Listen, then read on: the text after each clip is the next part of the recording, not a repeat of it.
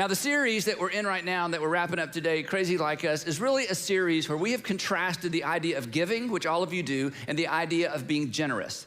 The idea of giving and the idea of being generous. All of you give, everybody gives, everybody in America, everybody in the West understands the importance of giving. What sometimes we don't understand and what we miss is the idea of generosity.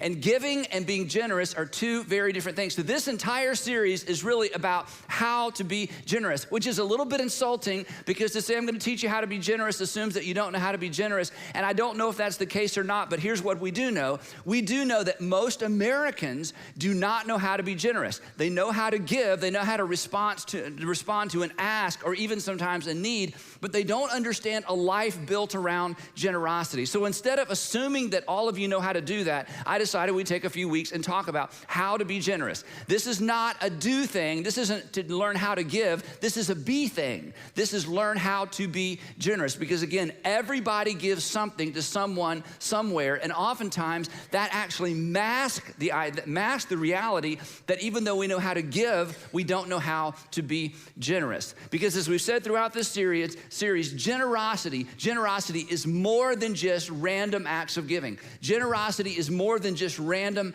acts of giving. The truth is, and you know this, and because we have a relationship, those of us who, if you attend our church on a regular basis, people who are persuasive or people with one of these strapped to their face or people that hold one of these right in front of you, there are persuasive people that can talk us into giving, sell us on giving, and you get invited to fundraisers or you show up at your school or they're out there collecting money for something, and enough sad pictures and persuasive people, enough guilt, enough inspiration, enough motivation, everybody gives. But generous people, here's the difference. Generous people never have to be sold. Generous people don't have to be inspired. Generous people don't have to be convinced. And generous people don't give according to guilt. Generous people have a plan. Generous people have a plan. Now, at the very beginning of this series, I made you a promise, and I want to give you the promise one more time. And then today is gonna be very, very, very practical as we talk about how to develop a generous lifestyle. And the promise of generosity is this, that when you become generous, you will give more, you will save more, and you will consume less. And we talked about the consumption thing last week. But Jesus even makes a better promise. This is what Jesus promised. Jesus said that people who orient their lives around generosity, not just people who give randomly, people who build and organize and reorient their lives around generosity, which is what we're gonna talk about today, are actually happier. They're actually happier. So you can do this, or you can do this. And last week we talked about this, that most people in the United States and Canada and most Westerners, we worry about money. Am I gonna have enough to retire on? My kids go to college. Am I gonna be able to ever own a home? Am I gonna afford to get married? We worry. And then we do the craziest thing imaginable. We spend everything we make, or we spend more than we make. And then we have debt, and then we don't have any margin, and then we have something to worry about.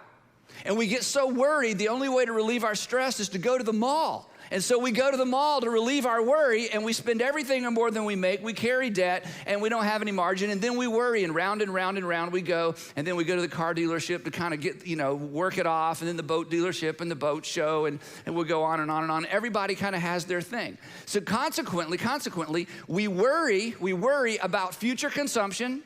We consume more than we can afford. We carry consumer debt and we don't have any margin for future consumption. Then we worry about future consumption, and round we go. And we convince ourselves, we talked about this last week, we convince ourselves that we have a money problem. And 95% of us who worry about money do not have a money problem. What we have are three different problems. We have a self-control problem, we have a contentment problem, we have a discipline problem. And if you're a Jesus follower, and if you're not a Jesus follower, you don't have to take this seriously. This is just for people who take Jesus seriously. Jesus would say, you have a spiritual problem. Because if you are worried, it's because you have placed your trust in riches rather than in him who richly provides. So this is absolutely crazy. It's crazy the way we view money. It's crazy that we become really people who just see ourselves as owners and consumers. Jesus says there is a very different way to live.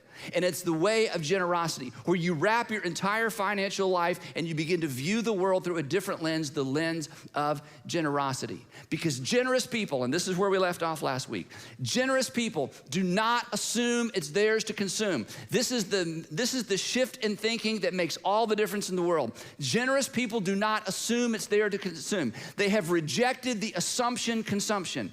Most people think, if it comes to me, it must be for me. Jesus taught, no, if it comes to you, it may not be for you. And if you assume it is for you, you will live your entire life like an owner and a consumer. And Jesus would say, you are better than that. And I did not design you for that, because ownership is a myth. And living as a consumer always leads to the same place. You are always discontent.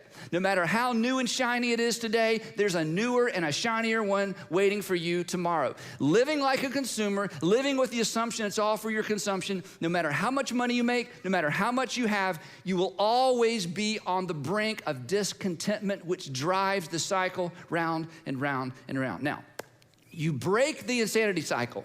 You break this insanity cycle by reordering and reprioritizing your finances. You break this cycle and you break out of this cycle not by making more money, because as we said last week, if you got a 10% raise, you would just do this with more money, 20%, 30%, no matter how much money you make, unless you suddenly had a windfall, which would wreck you. We know that, from everybody who wins lots and lots of money or suddenly comes into lots and lots of money.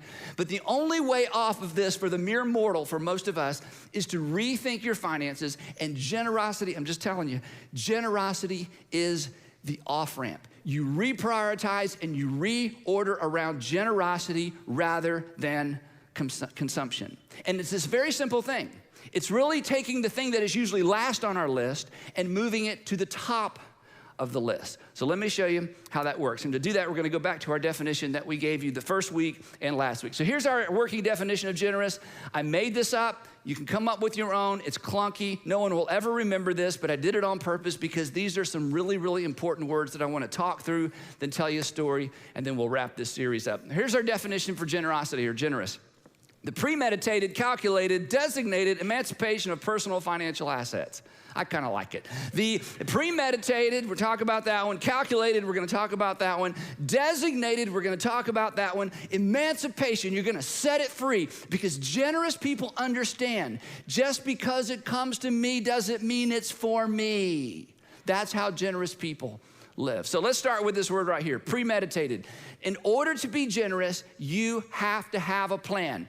Generosity requires a plan. Let's read this together. Generosity requires a plan. With only a little bit more emphasis, okay? Browns Bridge, I want to hear you. Ready? Generosity requires a plan. I know what some of you say, I'm not a planner. Now, my wife's a planner. She's got a plan, drives me crazy. My husband's a planner. He's like, always want me to sit down and look at his plan. I'm like, I don't want to, just give me allowance, or just let me have my money, so let me just say to all the non-planners, okay? Look up here. This is very important. You have a plan. You just don't know it. See, this is how I know this. You have financial habits. If you have financial habits, you have a plan. You've just never written it down. You don't know it. In other words, somebody could follow you around, look at all your financial habits, put them in order and say, did you know this is your plan? And you're like, well, that is what I do. That's right. Everybody has a plan. Most of you, I love you, have a bad plan. If you do not know what your plan is, it is probably a bad plan, because when have you ever drifted in a good direction? You plan toward what's good, you drift toward what's bad. If you do not have a plan, things probably aren't as good as you may think they are financially. You have financial habits. Those financial habits are your plan. You are working a plan. You just haven't written it down. And let me tell you what your plan is if you've never written it down. If you are somebody who lives with the assumption that it's for your consumption, here is your plan. Consume it, save if I can, give what's left over. That's your plan. Consume pretty much everything that comes my way, save if I can, and the best way for most of you to save is for you to never see it. How many of you said that if I never see it, I won't spend it? Let's just pause and think about that. If I don't see it, I won't spend it. Okay, that is not a compliment to you. If I don't see it, it's so good. If I don't see it, I don't spend it. Here's what that means. It means you lack self-control, and it means you lack discipline. Having your employer take it out and save it for you does nothing for you but make sure you don't spend everything that comes your way, which means you can live under the assumption of consumption. You can live with the assumption consumption and still accidentally save money because you never see it. So your plan, even if you've got you're fortunate enough, or work hard enough, you work for a company that saves money for you, you still live with this. Your plan is consume everything, try to save some, and give what's left over. It makes you what I call a 3S giver: spontaneous, sporadic, and sparing. You know, if somebody guilts me enough, or I'm inspired, or I go to a fundraiser, kind of here, there, and sparing. Boy, I wish I could give more. Boy, I really wish I could give more, because there's no plan. Generous people have a plan, and they know what their plan is. Now, let me tell you something I love. The other day, actually, the week before we started the series, our guy in accounting said, "Hey, Andy, I want to show you something." And he brought me a check. Now, they don't bring me checks. I don't look to see how much people give. I would just be mad all the time, okay? So, just kidding. I might be mad all the time. Anyway, I don't want to know. But he brought me a check, and I'm going to show you a picture of this check, because when I saw this, I'm like, I love that guy. Here's the check, okay? Get ready, might be yours. Oops, not. North Point Community Church, $20, printed on the check. I have a plan. I have a plan. I love this guy, okay? This is somebody from Canton who understands, you know what? Somewhere along the way, it dawned on him, you know what? If I'm gonna be generous, I can't just sort of give when they ask and give when I have extra and give when I have leftover. I need a plan. And so in order to remind himself, I'm guessing, I haven't contacted him. James, I should have let you know I was gonna show your check in church. Sorry.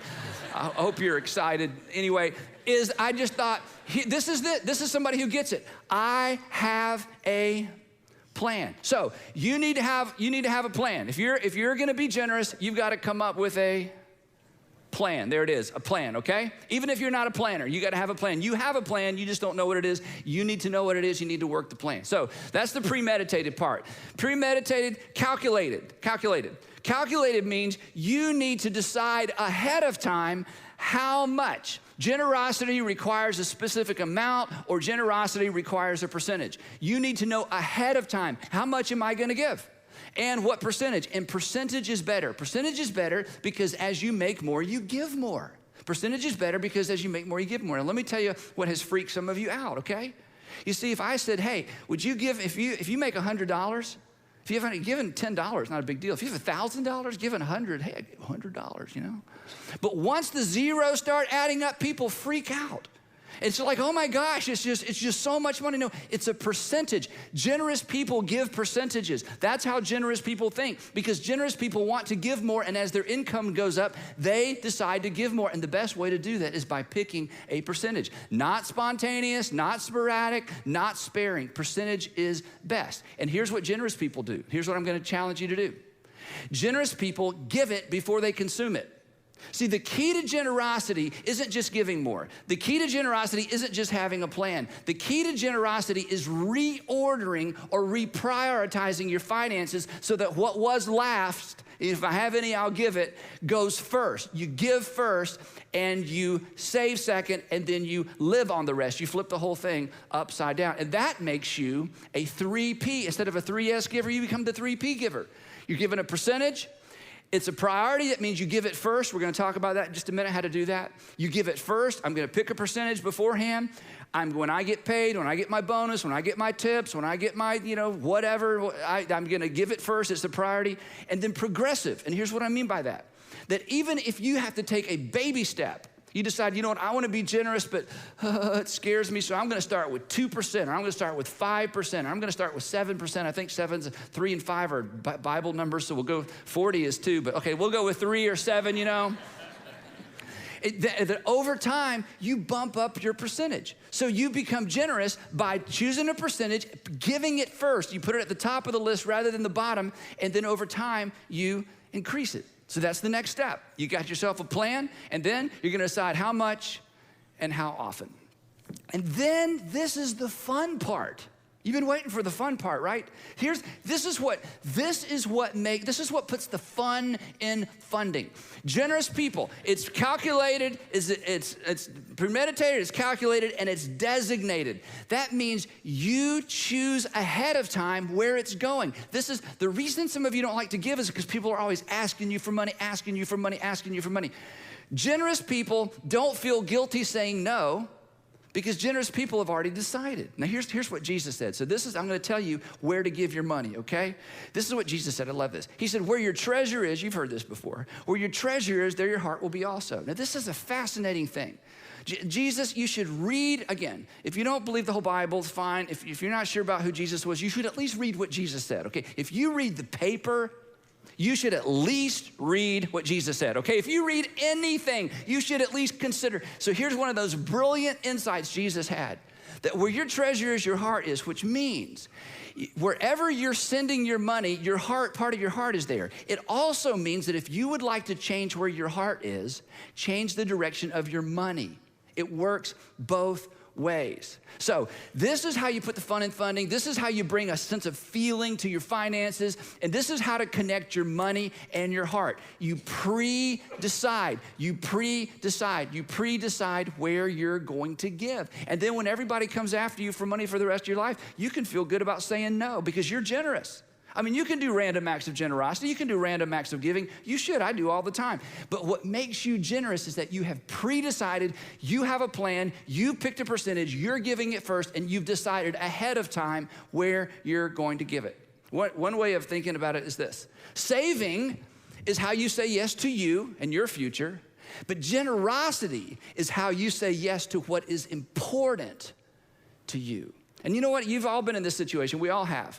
Where you become aware of something that really captures your heart and you think, oh, I wish I could do more. And the reason you can't do more is because you did not plan to do more. It's your fault. It's not a money problem. It's a self-control problem, a discipline problem, and a debt problem. But you're about to become a generous person. You're gonna solve all of that. So here's how to choose where to give. Here's how to choose your designation, okay? 2 things. You give from a grateful heart and you give from a broken heart. This is how you choose. You give from a grateful heart and you give from a broken heart. Jesus says your heart and your money, your heart and your money. So you give from a grateful heart and you give from a broken heart. In other words, what are you grateful for? What are you broken over? What are you grateful for? What are you broken over? What are you grateful for? You should decide ahead of time, I'm going to fund the thing or the things that I'm grateful for, and you should decide ahead of time, I'm going to fund that organization or that thing that addresses an issue or a need that breaks my heart. So you got a plan. You're gonna pick a percentage. You're gonna give it first, not last, and you're gonna decide ahead of time where it's going. This is why anybody who loves their local church should give to their local church. And if you don't love your local church, go find one that you love so much because you're so grateful for it. When you get in the car with your kids and your kids wake you up, want to go to church. I mean, if you love your local church, you should give to your local church because you're grateful for your local church. But let me take it a step further. If you have kids in college, now this is miraculous. If you have kids in college and they leave home, and they move to a different city, and they get plugged into a local church, okay, that's miraculous. You should give to that local church. Now, why? Because you're grateful. Oh my gosh, my kids actually are going to church in college. I've never been to that church, whatever they got going on. I am so grateful. If you're a parent of a college student or graduate student who found a local church and you know your kids are, you're living off you still, and they're, making minimum wage somewhere while they're working through college, every once in a while, you should put in your plan to support that local church. Why? Because you're grateful. You have a grateful heart for what they're doing.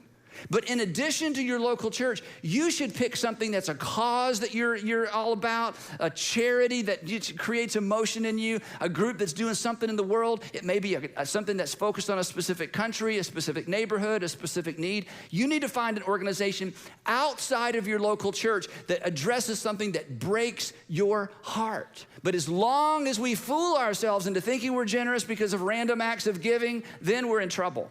But generous people, they give to the things they're grateful for with a grateful heart, and they give to things that have broken their heart. Again, generous people never feel guilty about saying no because they've already said yes. Generous people never feel guilty about saying no. No, I'm not gonna give to that. No, I'm not gonna come to your fundraiser. No, I'm not gonna do that. Oh, are you not generous? No, I am generous. I've already said yes. I've already picked a percentage. I give it first, and I know where it's going, and I'm all for random acts of generosity, and, I may come and see your deal, and, I'll read your brochure, and, I'm open. But don't accuse me of not being generous. I can say no because I've already said yes. Any questions? No. Okay, now I'm going to address something that's really kind of a narrow slice of this that I think is very, very important. When you read the Gospels, Matthew, Mark, Luke, and John, the story of Jesus, Jesus always talks about giving to the poor. Jesus always talks about giving to the poor. And the reason that Jesus talked about giving to the poor is because the church had not started yet. Okay, but the epicenter of religious life for Jesus and for ancient Jews was the temple. And the temple had a really cool thing. They had a temple tax. So they didn't take an offering at the temple. All the Jews were taxed, and they paid a tax that went to the temple. In fact, this is really kind of an interesting idea.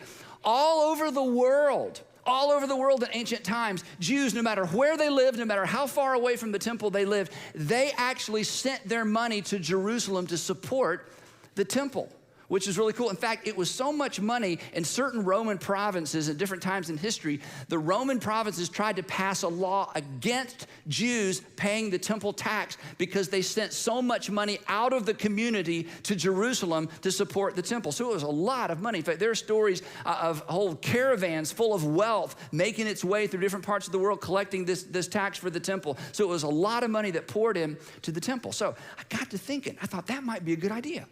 What if, maybe you could have a tax, but then I thought, okay, the government does taxes. That's not good. Tax isn't a good word. So then I thought about this. What if we sold season passes to church? Wouldn't that be great? We don't have to take an offering anymore. In fact, all the money we collect, we just give to poor people or the world, and everybody just kind of pays their fee. Actually, there are churches that do this. And so I asked our business administrator, I said, how much would the season pass be? For a single adult, for a family of four with somebody in Upstreet and, kids stuff. So if you took all the money that we spend at all of our campuses divided by the participants, and we took out broadcast and took out TV and took out a bunch of stuff that you don't really care about, and just kind of the stuff, the buildings, the facilities, the staff, the stuff that we give you, if we just divided it up, how much would a season pass cost to come to one of our churches?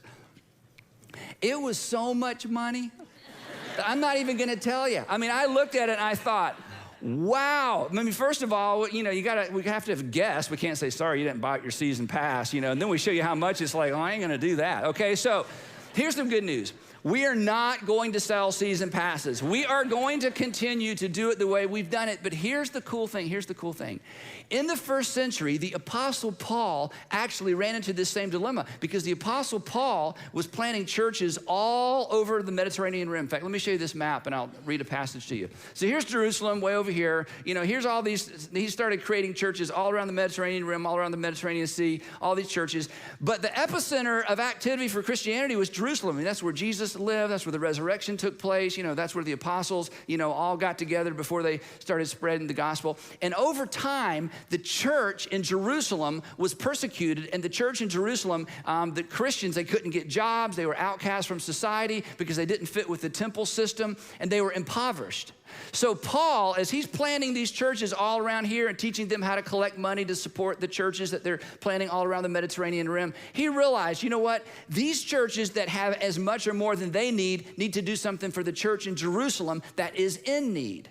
And the Christians all around Europe, or what we would call Europe, were very grateful for the Christians in Jerusalem because Jerusalem is where, they were the eyewitnesses of the resurrection, and they were the eyewitnesses and the ones that collected the stories of Jesus. So they were grateful for the Christians in the church in Jerusalem, and they were brokenhearted over the plight of Christians that lived in Jerusalem. So the Apostle Paul writes in one of his letters to the church in Corinth how to deal with the whole money collection thing. And I want to read this to you because here, if you think I'm making all of this up, 2,000 years ago, this is the very first mention. This is the very first, activity as it related to churches collecting money. So here's what he said, and the Apostle Paul wrote in 1 Corinthians chapter 16. It says this, Now about the collection for the Lord's people. Now I want to write to you about the money part.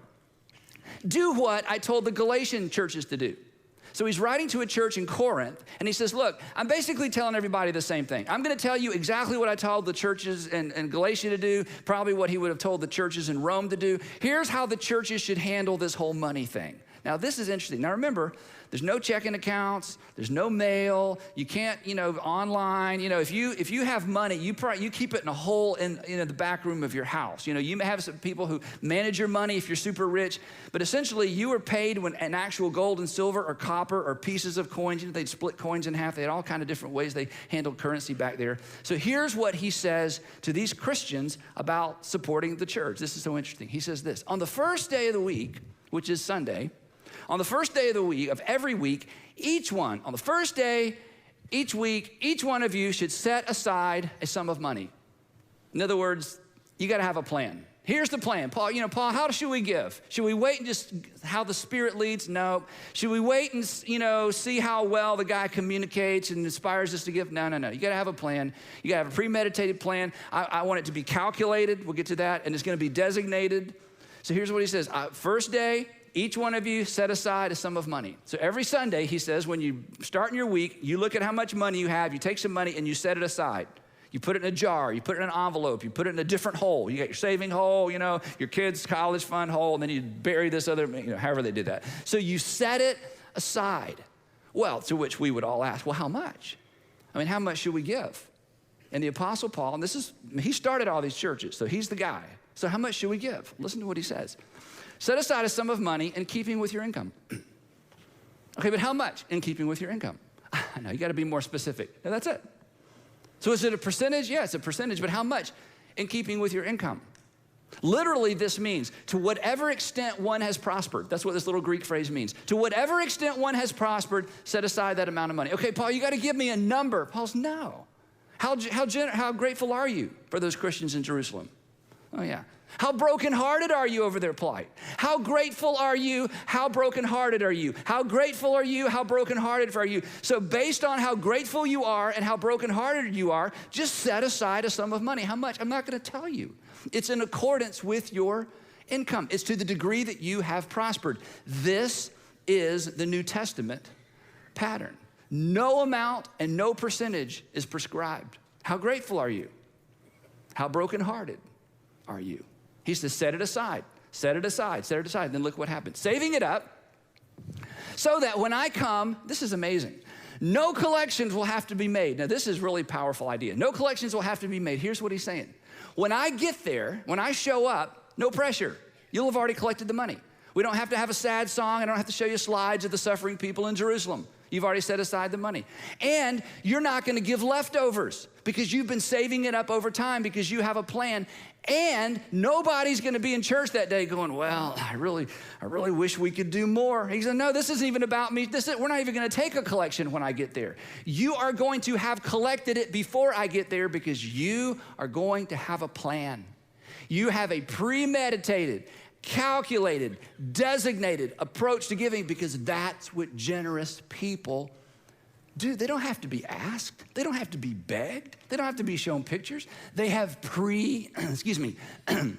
they have pre-decided. And then he closes this way. Then, when I arrive, I will give letters of introduction to the men you approve. In other words, I'm not going to let you give me this money. You're going to decide who takes this money to Jerusalem. You're not giving it to me. I want to make sure we got lots of accountability. And send them with your gift to Jerusalem. Okay? So, you got a plan, how much, how often, and then you decide where.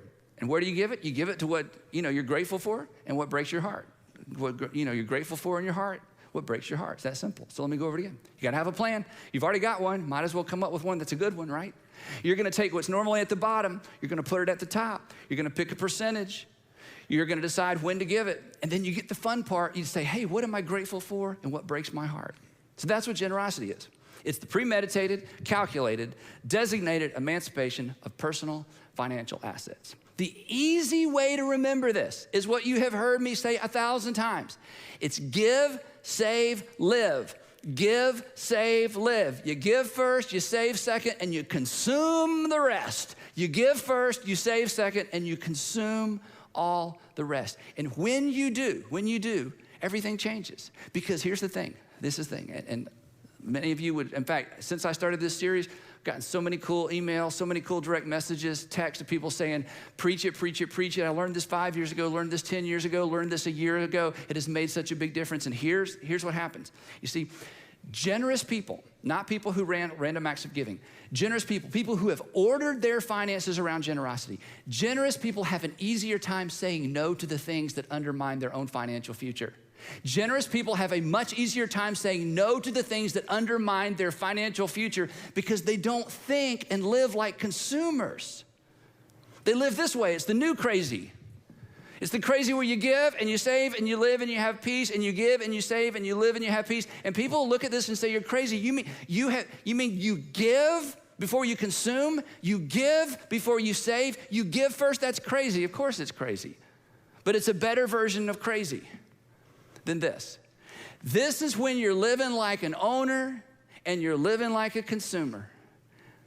This is as if you're living as if, you know what, it isn't really yours anyway because it's all gonna be left behind. And just because it comes to you doesn't mean it belongs to you. Generosity, I'm just telling you, generosity is your off-ramp. Generosity is your off-ramp from that kind of crazy. Now, first part of the series, I told you a story about me giving away cars when I was young. So now I want to tell you another story. And if you think I'm bragging, I don't care. I just want you to go, wow. I just want you to try it. Hate me. Don't give any money here. I don't care. I just dare you, okay? So 2008, end of 2008, a friend of mine called me and asked me if I'd like to participate in the inaugural activities of our president. I said, yes, of course, you know. Are you gonna pay my way to Washington, D.C. yet? And they said, no. I said, okay, we'll come anyway. And so I was invited to be at what's called the National Prayer Service. I've told some of you this story before. National Prayer Service, which is an event that takes place the day after the inauguration. It's a big church service. And I was asked if I would read a prayer. This is so cool. Read a prayer that has been read at every inauguration since George Washington. Okay, you read this prayer. I'm like, yes. I'm like, Sandra, we're going to Washington, D.C. We're going to be in the National Cathedral. I'm going to be on the stage. We're going to be around all the Supreme Court and the president and the old presidents, and, you know, it's going to be great. I said, but I got to buy a suit because my suits were old. We're not dressed up people. I got to buy a suit. And she said, well, I got to buy a dress. I'm like, yeah. And she said, what do you wear to something like this? I'm like, I don't know, but probably we both better step it up, you know? So it took me about a minute to buy a suit, right? I need a dark blue suit with a tie and a white shirt. Ta-da, you know, how long does that take? For Sandra, this became a safari. Which you understand, I mean, this is a big deal. I mean, you know, we're gonna meet the president and the old president's wife, the new president, and you know, it's just like a big deal. Supreme Court's gonna be there. This is a once in a lifetime thing. So she goes on her safari, so it's not working. So one day I'm at the office and she told me, she said, today I have to get dressed. I mean, this is a deadline, we're getting close to this. So about 2 o'clock in the afternoon, I called her just to see how it was going. And she immediately answered, she said, hey, I found it. And I could hear noise in the background. She goes, I'm at the department store right now. I found it. And she was telling me how beautiful it is. And she was kind of giddy, and she's not normally giddy about that kind of stuff. I said, really? I said, how much is it? Because she was like really giddy, you know, this is really awesome, you know. She said, it's $3,000. I heard the women in the room, the guys are like, yeah. I said, where are you? And she told me, you know, and we don't shop there. I've never even been in there. It's like, people go there. And if you go there, I'm glad you do. I really am. As long as you're generous, you know. Give, save, live, okay? If you got enough to, okay. So here's the first thing that went through my mind. eBay, okay? So we get home, because where are you going to wear this again, you know? And worn at you know, surely we can sell this thing. Then I had a really quick thought, just take it back, but you know, not gonna do that. Didn't really fit, you know, so we're not gonna do that, okay? And we don't do stuff like that. And then I heard her laughing on the other end of the phone. She said, don't worry. I said, why? And here's what she said. She said, when I saw the price, she said, all I could think about were those precious faces in New Hope Homes. And New Hope Homes is a group of little tiny houses in Kigali, Rwanda, where we had been the year before. And Sandra and Allie had been sending money to this organization that builds these little tiny houses for children. And they have, group moms and dads, and we'd been to Rwanda and seen that. She said, all I could see were those precious faces in Kigali, Rwanda, and I thought to myself, what could we do with $3,000 there? There's no way I'll spend that much on a dress. So she went to Dillard's. Thank you, Dillard's. Spent $280 on a dress, $75 on a pair of shoes. She looked great. And here's why I'm telling you that story. When you order your life around generosity, it affects everything. Now here's the thing. I could afford to buy her a $3,000 dress. I never thought I'd be able to say that in my life. We could have spent $3,000 on a dress. Could have justified it as the inauguration. It's my wife. She's raised our 3 kids. She's fabulous, fantastic. She deserves it, on, and I could go. But she immediately saw this dress and that occasion within a broader context. Because just because it comes to us doesn't mean it is for us. I want you to live that way. I want you to at least try to live that way. Look up here and I'm done. You are gonna give money away the rest of your life. I want you to learn to live a generous life. And if it sounds crazy, I know it sounds crazy. I know this sounds crazy. But here's what Jesus said. Jesus said, this is crazier. This is crazier because in this way of living, you assume 2 things that just will devastate you ultimately financially. You're living like an owner and you're living like a consumer. You live like an owner and you live like a consumer, and one is a myth. Ownership is a myth, and consumption and living with the consumption assumption always brings you back to the same place. Empty and wanting more. So you have to choose your crazy. And you can do this the rest of your life if you want. But this is better. This is much, much, much better. And Jesus said, this is what Jesus said. Remember, happy is the person whose life is ordered around giving rather than receiving. Happy, even if it's just all about you, you will be happier if you order your life around giving rather than receiving. Happy is the person whose life is ordered around giving rather than receiving. Happy is the person that learns to live a generous life. So I want you to go home and I want you to do this. Now, when I say do this, I don't mean you have to do any of it. I do want you to at least write it down. Okay, would you do that? You don't have to do anything different financially, nothing financially. Would you at least go home and say, if I were going to be generous, if I were gonna try this, what would my plan look like? What percentage would I like to give away first? What would it look like to give, save, live rather than live, save, give? What would it look like? What percentage? And how, if I was gonna do this, how often? And if I was gonna do this, where would I like for it to go? At least come up with something that might prompt you to take a step toward living a generous life. You will not regret it, because it will trickle down into every other area of your finances, and it will trickle down into every other area of your life. Let me pray for you. Heavenly Father, thank you for preserving these amazing words of Jesus. Thank you that at the heart of our religion, at the heart of our belief system is not take, it's not conquer, it's not rule, it's not conquest, it's not hands closed. It's hands wide open.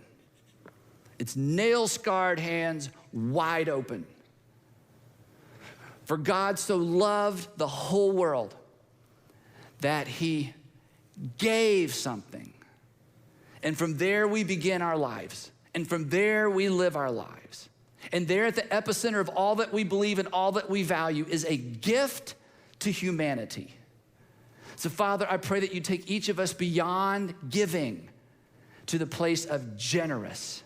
In Jesus' name, amen.